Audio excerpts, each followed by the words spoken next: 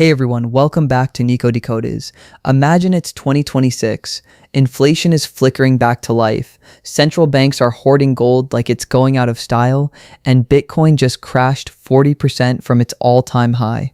So here's the question nobody wants to answer out loud. If the financial world actually goes sideways, which one actually protects your wealth? The 5000-year-old shiny rock, or the digital gold that's only 17 years old? Today we're settling it once and for all. Gold versus Bitcoin, the final showdown. Stick around because what I'm about to show you might change how you think about both. Look, I used to trade this stuff for a living on a bank desk, so I'm not here to shill either side. Right now, in April 2026, gold is sitting around $4,720 an ounce. It's been one of the best performing assets of the last 18 months. Bitcoin, hovering near $74,000 after getting absolutely smoked from its $126,000 peak. Central banks bought more gold in 2025 than any year since the 1960s. Meanwhile, Bitcoin ETFs just saw their first major outflow quarter in history. The narrative that Bitcoin replaced gold is cracking, but is it dead, or is this just another fake out before the real flip happens? Let's break both of them down. No hype, no agenda. Gold has been money longer than most countries have existed. It survived empires, wars, fiat collapses, everything. Why? 3 simple reasons. 1, it's scarce. You can't just print more.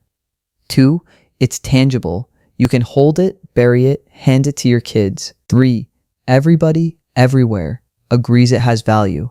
No single government can kill it. Fast forward to 2026, central banks, China, India, Turkey, even Russia, are stacking physical gold at record pace. Why? Because they're quietly preparing for a world where the US dollar isn't the only game in town anymore. Meet Bob. Bob is the 55-year-old guy who bought gold in 2022 when inflation first spiked. While everyone was chasing meme coins, Bob just sat there. His gold is up over 70% since then. Boring? Yes, but his portfolio didn't get cut in half last year. Gold's job has always been simple: protect purchasing power when everything else breaks. And right now, it's doing its job. Now let's talk about Bitcoin. In just 17 years, it went from $0.0001 to a $1.4 trillion asset. That's not luck.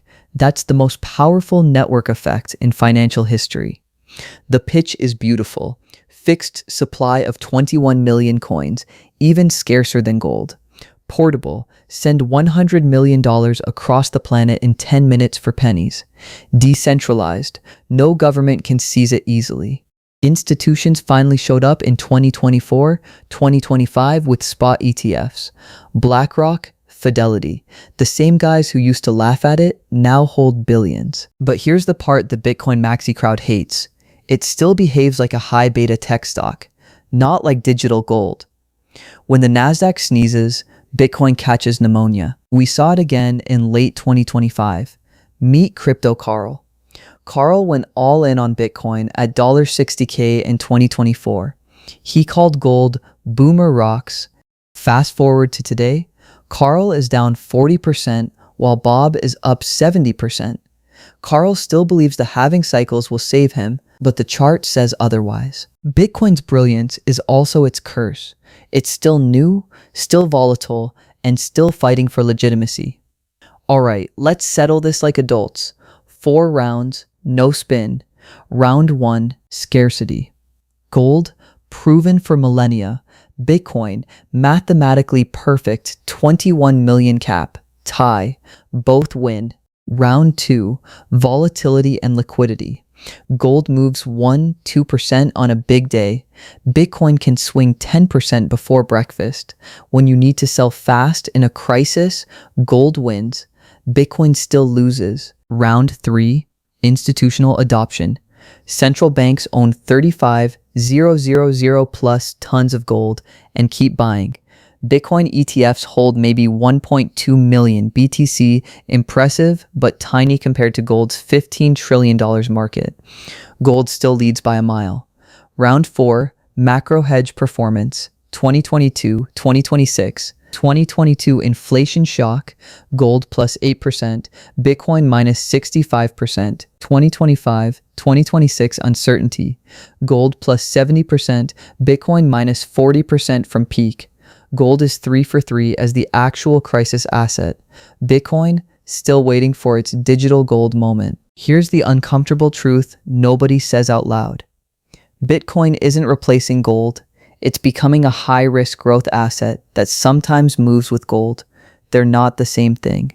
So who wins the final showdown? In my ex-banker opinion, gold is still the undisputed heavyweight champion when the world actually breaks.